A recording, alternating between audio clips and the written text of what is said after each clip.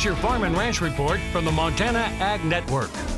Hi everybody, it's time for your Farm and Ranch News. Well, thousands and thousands of corn, soybean, and wheat growers from across the nation, including right here in our region, were in San Antonio, Texas this past week for the 2020 Commodity Classic. And Montana was well represented as usual, with a strong delegation of wheat growers from across Big Sky country, including Montana Grain Growers Association's officer team, who were in South Texas working on some very important issues for Montana's wheat industry.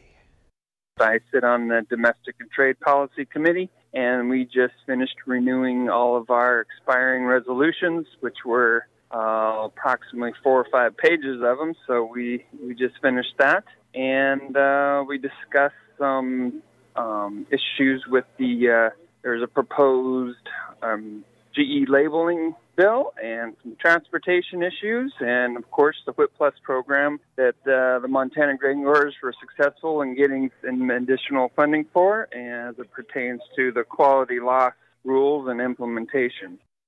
And Vince also told me, as you might expect, there was also quite a bit of talk at this year's Commodity Classic about all of the recent success on the trade front, including those new trade agreements with Japan, Canada, China, and Mexico, which of course are all very beneficial to U.S. wheat growers. Stay with us. We'll have more ag news right after this. Well, Star region, and for ranchers like Scott English from Mesa, Washington, seeing a set of twin calves isn't an uncommon occurrence during calving season.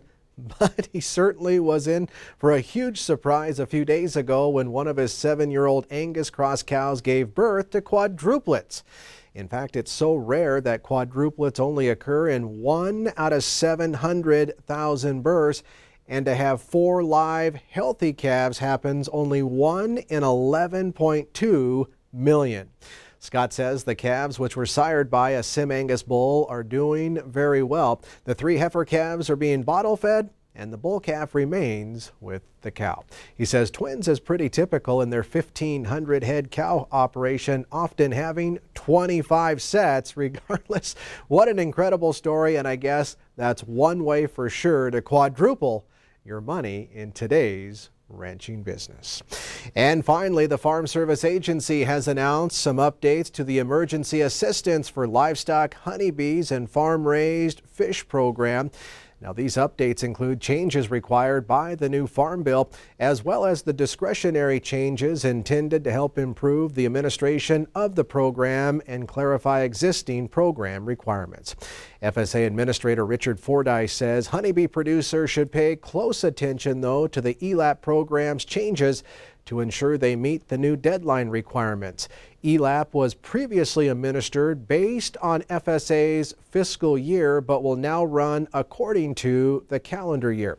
So if you're a honey producer across the region and have some questions about these changes, please contact your local FSA office. By the way, the sign-up deadline for calendar year 2020's losses is actually January 30th of 2021. That does it from the Ag Desk. Have a great day.